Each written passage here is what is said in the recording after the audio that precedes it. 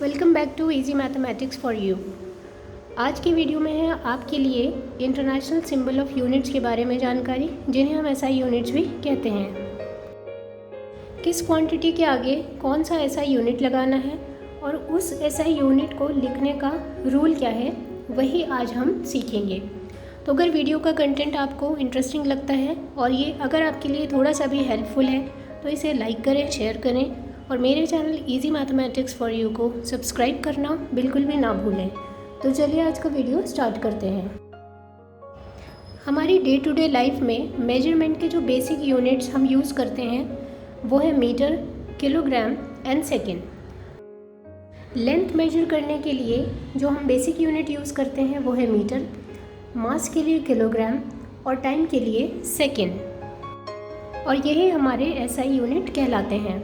The metric system of measurement of length, mass, capacity and time done by the International System of Units, which is called SI unit.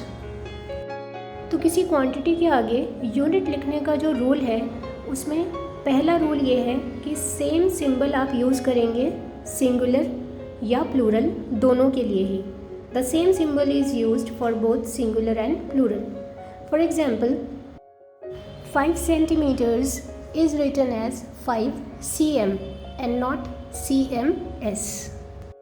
6 kilograms is written as 6 kg not 6 kgs.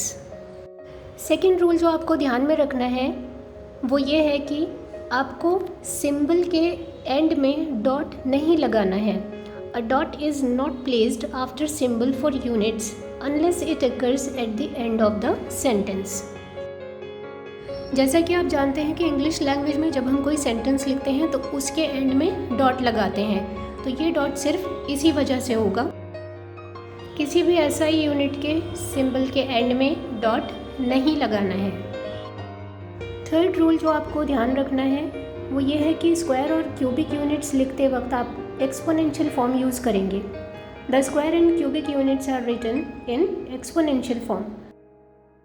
जैसे कि आप screen पर देख सकते हैं, 15 square centimetres is written as 15 square cm and 5 cubic metres is written as 5 cubic m।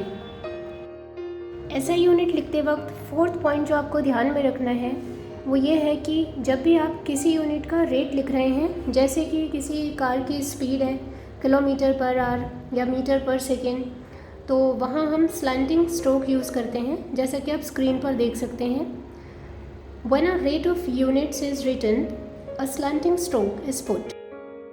For example, speed of a car is expressed as kilometer per hour or meter per second, or you can write m slanting stroke s, or they can be even written as meter per second, means metre और s के ऊपर आपने -1 की power देनी है।